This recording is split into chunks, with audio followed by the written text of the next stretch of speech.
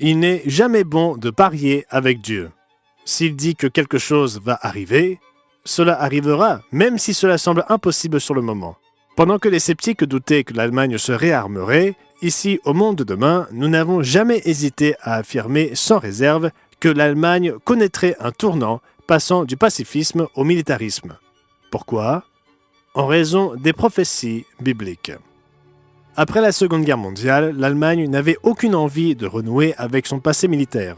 Il semblait à tous, et c'est encore le cas pour la plupart des gens, que la nation avait appris sa leçon et ne mènerait plus jamais de guerre offensive contre ses voisins. Le parapluie nucléaire des États-Unis tiendrait à bonne distance ses voisins de l'Est, et avec la chute de l'Union soviétique, la menace de guerre semblait avoir pris fin. La guerre froide était terminée. La préparation militaire diminuait et les États-Unis continueraient d'assumer la responsabilité de la protection du continent. Alors que les présidents américains n'ont pas réussi à forcer les pays de l'OTAN pour qu'ils consacrent 2% de leur PIB aux dépenses militaires comme convenu, le président russe Vladimir Poutine, en envahissant l'Ukraine, a réussi à atteindre cet objectif du jour au lendemain. Le chancelier allemand Olaf Scholz a prononcé son célèbre discours « Die Zeitenwende », signifiant une nouvelle ère, le 27 février 2022, 3 jours seulement après l'invasion. L'Allemagne n'était pas le seul pays de l'OTAN à annoncer une augmentation de ses dépenses militaires, et ce n'est pas tout, car nous assistons à une course aux armements dans le monde entier. Où cela nous mène-t-il ? La réponse se trouve dans la Bible.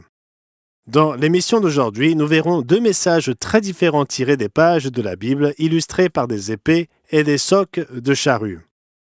Je vous offrirai également une ressource essentielle qui va plus loin dans le détail pour vous aider à prouver par vous-même que ce que nous disons ici au monde de demain est vrai.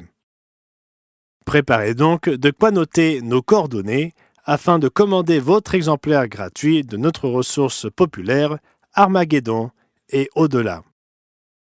Je serai de retour d'ici 5 secondes, alors ne partez pas.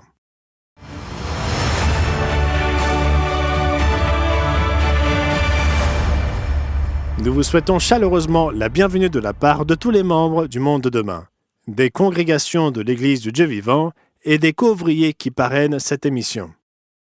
Qui aurait pensé il y a un an que les nations européennes envisageraient d'augmenter leurs dépenses en matière de défense pour atteindre le chiffre impressionnant de 5% du PIB ? Pourtant, c'est aujourd'hui la trajectoire sur laquelle la plupart d'entre elles se sont engagées. La vitesse à laquelle les pays européens augmentent leurs dépenses militaires et se préparent à la guerre est stupéfiante.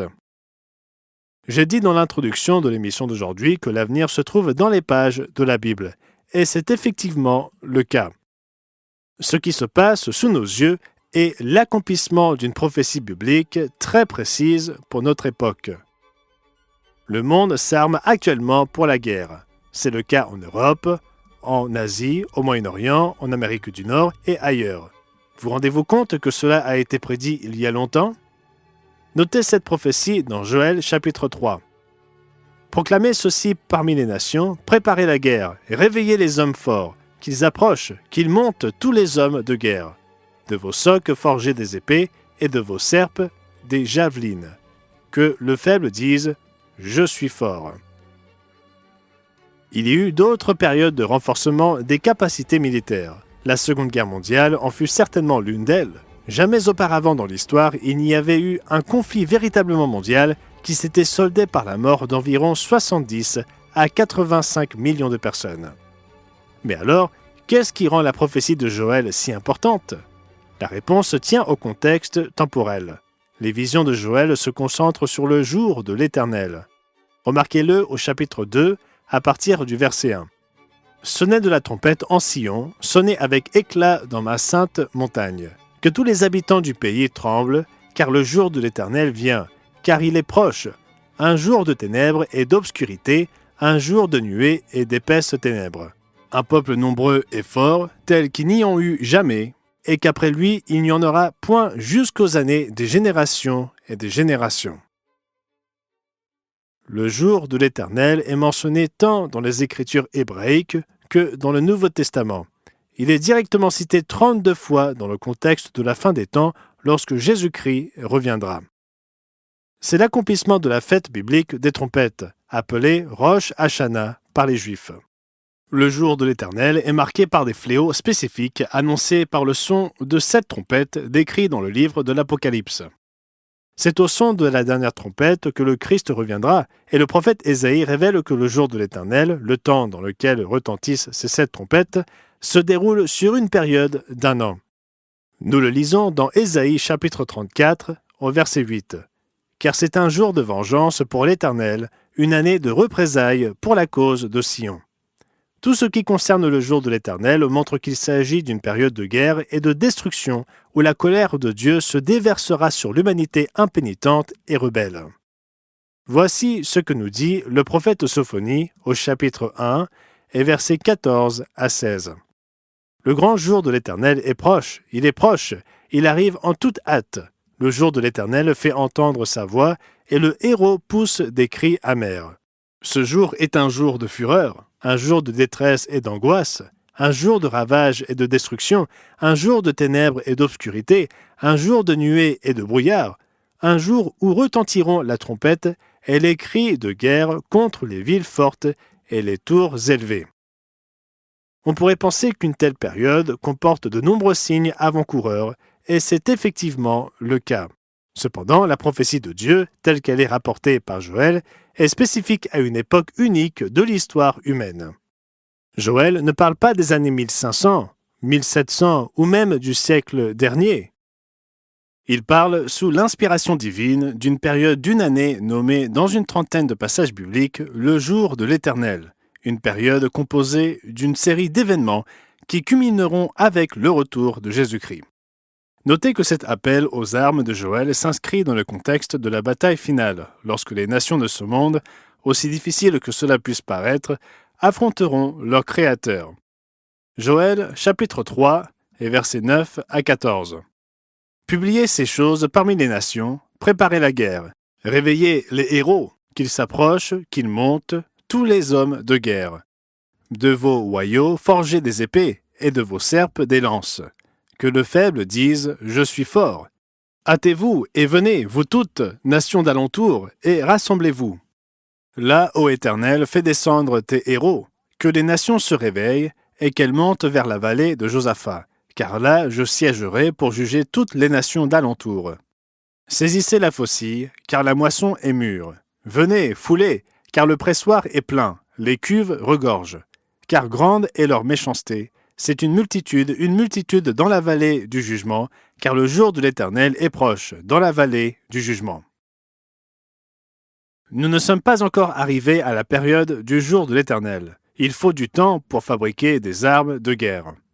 Lorsque Joël dit « préparer la guerre », cela doit évidemment précéder la bataille finale dont il est question quelques versets plus tôt. Explorons davantage ce que la Bible dit sur cette période. Savez-vous que le jour de l'Éternel ou le jour du Seigneur est le thème du livre de l'Apocalypse? Notez-le au chapitre 1 et au verset 10. Jean, le dernier vivant des 12 apôtres, reçut des visions de Dieu sur les événements à venir, alors qu'il était prisonnier sur l'île de Patmos, située en mer Égée. Apocalypse chapitre 1 et au verset 10. « Je fus ravi en esprit au jour du Seigneur, et j'entendis derrière moi une voix forte, comme le son d'une trompette. » Certains prédicateurs nous disent que le jour du Seigneur signifie le dimanche. Comme cela est traduit en français scandaleusement par la Bible de Sassy, « Je fus ravi en esprit un jour de dimanche ». Il y a 3 points pour lesquels Apocalypse 1, verset 10 ne parle pas d'un jour de dimanche. Numéro 1, la Bible ne fait jamais référence au premier jour de la semaine, c'est-à-dire le dimanche, comme étant le jour du Seigneur. Il s'agit d'un récit inventé bien après la crucifixion et qui ne figure jamais dans les Écritures. En fait, le jour du Seigneur ne se réfère même pas à un jour de la semaine, ce qui m'amène au point suivant. S'il s'agissait d'un jour de la semaine, le jour du Seigneur serait le sabbat du 7e jour. Il n'y a que 3 Écritures qui nous disent de quel jour de la semaine Jésus est le Seigneur ou le Maître, et ce n'est pas le dimanche. Lorsque les Juifs de son époque condamnèrent Jésus pour avoir enfreint leurs propres règles qu'ils inventèrent sur la manière de respecter le sabbat, il se tourna vers un exemple de l'Ancien Testament avant de déclarer avec insistance de quel jour il était le Seigneur. Marc, chapitre 2, versets 27 et 28. Puis il leur dit, « Le sabbat a été fait pour l'homme, et non l'homme pour le sabbat, de sorte que le Fils de l'homme est maître même du sabbat. » Or, si le sabbat était aboli, comme beaucoup le proclament, il ne pourrait pas en être le maître. Réfléchissez bien. Il n'est pas seigneur ou maître de quelque chose qui n'existe pas. Notez aussi dans ce passage que Jésus dit que le sabbat a été fait non pas pour les Juifs seulement, mais pour l'homme, pour l'humanité entière. Et quand le sabbat fut-il établi? Au tout début. Genèse chapitre 2, versets 2 et 3. Dieu acheva au 7e jour son œuvre qu'il avait faite, et il se reposa au 7e jour de toute son œuvre qu'il avait faite. Dieu bénit le 7e jour, et il le sanctifia, c'est-à-dire il le mit à part pour un usage saint, parce qu'en ce jour il se reposa de toute son œuvre qu'il avait créée en la faisant. Cependant, Apocalypse 1, verset 10 ne parle pas d'un jour de la semaine. Et cela m'amène au point suivant. Le thème du livre est le jour du Seigneur, le jour de l'Éternel. Le message de l'Apocalypse est contenu dans un rouleau qui est scellé par 7 sceaux. Seul l'agneau de Dieu, Jésus-Christ, peut ouvrir ces sceaux. Les 4 premiers sceaux représentent ce que l'on appelle communément les 4 cavaliers de l'Apocalypse. Le 5e sceau représente le martyre de certains serviteurs de Dieu. Des signes célestes terrifiants sont observés lors de l'ouverture du 6e sceau, et la scène qui suit est difficile à imaginer de nos jours. Apocalypse, chapitre 6, versets 15 à 17. Les rois de la terre, les grands, les chefs militaires, les riches, les puissants, tous les esclaves et les hommes libres, se cachèrent dans les cavernes et dans les rochers des montagnes. Et ils disaient aux montagnes et aux rochers, « Tombez sur nous, et cachez-nous devant la face de celui qui est assis sur le trône, et devant la colère de l'agneau. Car le grand jour de sa colère est venu, et qui peut subsister ?» Oui, le jour de l'Éternel n'est rien d'autre que le jour de la colère de l'agneau de Dieu. Peu de gens pensent à Jésus en ces termes qui vont au-delà de l'amour sentimental. Ils ne comprennent pas que son amour prenne la forme d'une terrible correction nécessaire pour nous ramener à la raison. Mais avec tout ce qui va se passer, il est difficile de comprendre comment cette terrible période qui s'annonce peut prendre les gens par surprise. Pourtant, c'est exactement ce que l'apôtre Paul déclara. Comment est-ce possible? Apocalypse 18 parle du commerce et des richesses de ceux qui feront partie du système babylonien durant la grande tribulation, juste avant le jour du Seigneur. La vie continuera pour eux et elle semblera même prospérer. C'est sans doute en partie la raison de leur confiance. Mais voici l'avertissement dont j'ai parlé avant la pause. Il y aura un moment où le monde pensera que la période de paix mondiale tant espérée est enfin arrivée. Lorsque cela se produira, lorsque les gens penseront que la paix est enfin arrivée, ne vous laissez pas prendre par l'euphorie du moment. Cela ne durera pas. Lisons ce qui est écrit dans 1 Thessaloniciens chapitre 5, versets 2 à 4. « Car vous savez bien vous-même que le jour du Seigneur viendra comme un voleur dans la nuit. Quand les hommes diront paix et sûreté, alors une ruine soudaine les surprendra, comme les douleurs de l'enfantement surprennent la femme enceinte, et ils n'échapperont point. Mais vous, frères, vous n'êtes pas dans les ténèbres, pour que ce jour vous surprenne comme un voleur. » Malgré les bonnes intentions des hommes et des femmes qui recherchent la paix, l'humanité ignore tout simplement le chemin de la paix. C'est ce qui est dit dans la parole de Dieu dans Ésaïe 59 et ailleurs. Et c'est ce que confirme 6000 ans d'histoire. Les visiteurs des Nations Unies à New York remarqueront peut-être la statue d'un homme musclé forgeant un soc de charrue agricole à partir d'une épée. Elle a été sculptée par un artiste russe offerte aux Nations Unies par l'ex-Union soviétique. Savez-vous d'où vient l'inspiration de cette impressionnante statue? L'inspiration est tirée du livre d'Ésaïe et évoque une époque messianique. En d'autres termes, elle dépeint le règne du Messie, Jésus-Christ, après son retour pour régner sur la terre et mettre fin aux guerres. Lisons Ésaïe chapitre 2 et au verset 4. « De leurs glaives, ils forgeront des hoyaux, et de leurs lances des serpes. Une nation ne tirera plus l'épée contre une autre, et l'on n'apprendra plus la guerre. » Le prophète Michée le répète également au chapitre 4 et au verset 3. Cela vous semble-t-il trop beau pour être vrai? Plus important encore, y croyez-vous? Ne pensez pas que cela ne peut arriver. Si Dieu a pu prédire un renforcement militaire massif à l'échelle mondiale juste avant le retour de son Fils, ne peut-il pas instaurer la paix lorsqu'il dit qu'il le fera? Encore une fois, il n'est jamais payant de parier avec Dieu. La paix viendra seulement après que l'humanité aura frôlé le suicide mondial. Nous voyons cela dans la Bible. C'est ce que Jésus a dit dans Matthieu chapitre 24 et au verset 21 et 22. Car alors la détresse sera si grande qu'il n'y en a point eu de pareil depuis le commencement du monde jusqu'à présent, et qu'il n'y en aura jamais. Et si ces jours n'étaient abrégés, personne ne serait sauvé, mais à cause des élus, ces jours seront abrégés. Merci à Dieu pour son intervention. Sans sa grande miséricorde, l'impensable se produirait. C'est à ce point que nous serons proches de détruire notre foyer terrestre et toute vie sur terre. Le prophète Joël décrit un renforcement militaire mondial massif menant à une bataille titanesque près de Jérusalem entre les nations du monde et Jésus-Christ au moment de son retour. Remarquez-le à nouveau dans Joël 3, versets 9 et 10. Publiez ces choses parmi les nations, préparez la guerre, réveillez les héros, qu'ils s'approchent, qu'ils montent tous les hommes de guerre. De vos royaux forgez des épées et de vos serpes des lances. Que le faible dise « Je suis fort ».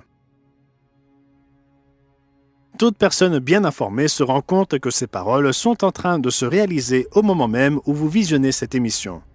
Depuis la Seconde Guerre mondiale, jamais les nations n'ont été aussi déterminées à se préparer à une guerre qu'elles croient vraiment imminente. Certes, il y a eu la guerre froide, lorsque l'Union soviétique et l'Occident ont constitué des stocks massifs d'armes nucléaires et les moyens de les acheminer afin de garantir la destruction mutuelle assurée, la doctrine militaire selon laquelle si chaque camp possède une puissance destructrice suffisante, aucun n'oserait l'utiliser. C'était un dangereux jeu de bluff, chaque partie espérant avec consternation qu'aucune erreur ne déclencherait une chaîne d'événements impensables qui anéantirait la civilisation telle que nous la connaissons.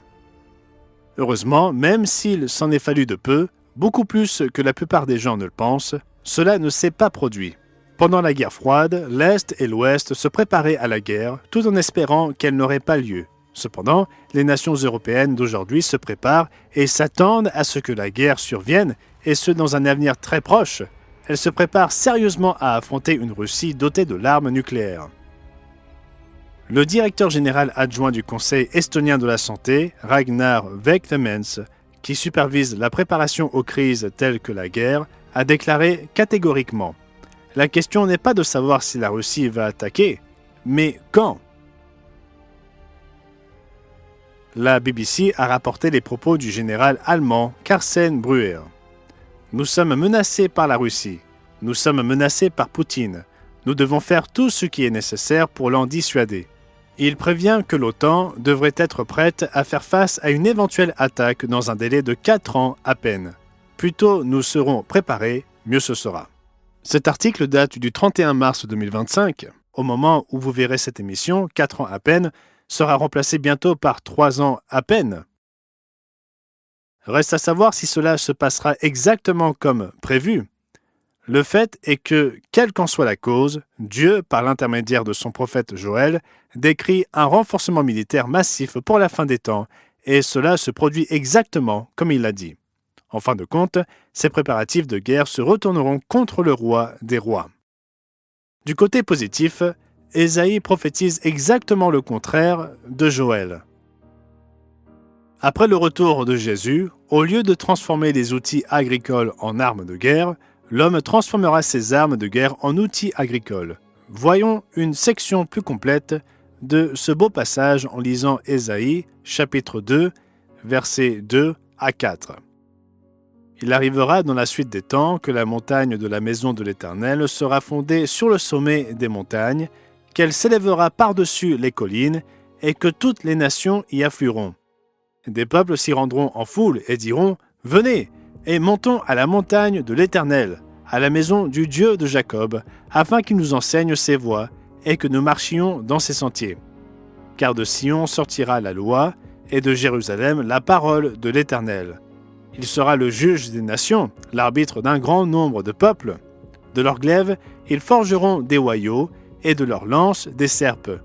Une nation ne tirera plus l'épée contre une autre, et l'on n'apprendra plus la guerre.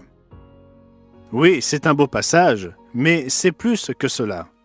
C'est pour de vrai. Tout comme la prophétie divine consignée par Joël est en train de s'accomplir sous nos yeux, la prophétie divine par l'intermédiaire d'Ésaïe s'accomplira à son tour. Jésus-Christ reviendra pour nous sauver de notre folie et instaurer son royaume de paix et de prospérité. C'est alors que les serviteurs de Dieu seront ressuscités pour régner avec lui.